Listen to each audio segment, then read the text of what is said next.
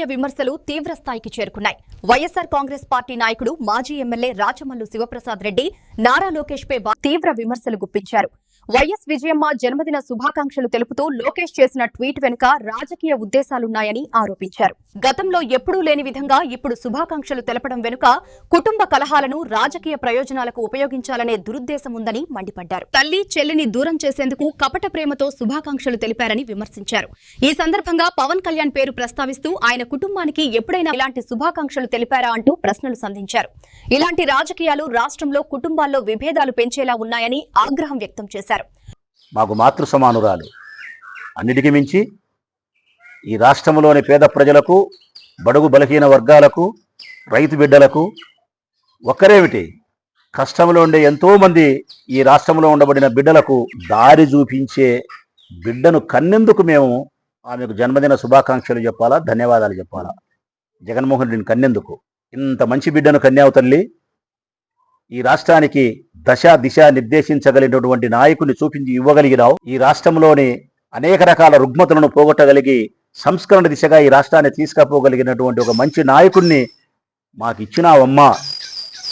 అట్టి తల్లి జన్మించినటువంటి విజయమ్మ లోకేష్కి ఏమబ్బా అంత ఆనందం నాకు అర్థం కాలే. ఏమి ఇది ప్రజలారా?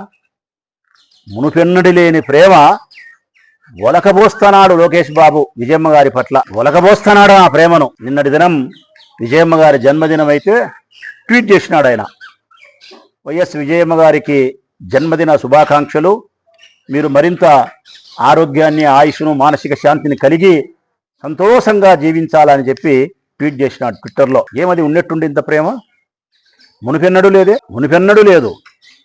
లోకేష్ బాబు గారు రాజకీయాల్లోకి వచ్చినప్పటి నుంచి గత 15 సంవత్సరాలుగా, 2014 నుంచి ఇప్పటి వరకు 12-13 సంవత్సరాలుగా ఏ రోజు ఆయన జన్మదిన శుభాకాంక్షలు చెప్పలే. నిజాయితీగా మాట్లాడాలంటే ప్రజలారా, ఇంతవరకు ఎప్పుడే గాని వైఎస్ విజయమ్మ గారిని లోకేష్ బాబు గారు వైఎస్ విజయమ్మ గారని కూడా అనలే.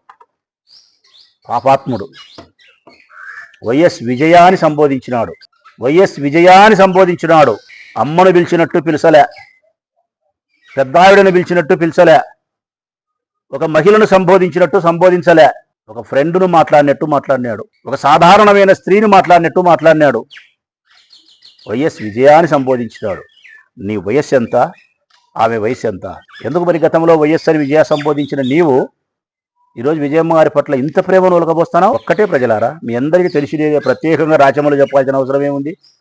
ఒకటే కారణమే, జగన్మోహన్ రెడ్డి గారి పట్ల వ్యతిరేకతా భావాన్ని కలిగి ఉన్నారు కాబట్టి, తల్లి చెల్లి కుటుంబ కలహాలు ఉన్నాయి కాబట్టి, ఆ కుటుంబంలో ఉండబడిన కలహాలను మన రాజకీయ స్వార్థాలకు వాడుకోవాలా, అంతే, ఏం లేదు. ఒకే ఒక కారణమే, రాజనీతి శాస్త్రం ప్రకారము శత్రువు మిత్రుడు అంటారు. కానీ ఇక్కడ తల్లి శత్రువు ఎప్పటికీ కాదు, చెల్లి ఎప్పటికీ శత్రువు కాదు, తాత్కాలికమే. ఇవి కుటుంబ కలహాలే అంటారు, దీన్ని శత్రుత్వం అనరు. కానీ మీరు శత్రుత్వం చేయాలనుకున్నారు, శాశ్వతంగా వారికి ఎడబాటును కలిగించాలనుకున్నారు. మీరు జగన్మోహన్ రెడ్డి గారికి వారి తల్లిని, జగన్మోహన్ రెడ్డి గారికి వారి చెల్లికి శాశ్వతంగా ఎడబాటు కలిగించాలా? మరి జగన్మోహన్ రెడ్డి గారిని వారి నుంచి, తల్లి నుంచి, చెల్లెల నుంచి దూరం చేయాలంటే మీరు దగ్గరైనట్టు నటించాలా. అవసర నిమిత్తం గౌరవం, అవసర నిమిత్తం కపట తల్లి ప్రేమ. నాడు వైఎస్ విజయ, నేడు వైఎస్ విజయమ్మ గారికి జన్మదిన శుభాకాంక్షలు. ఇది అవసర నిమిత్తం చూపించే గౌరవమా, అవసర నిమిత్తం చూపించే కపట మాతృ ప్రేమనా?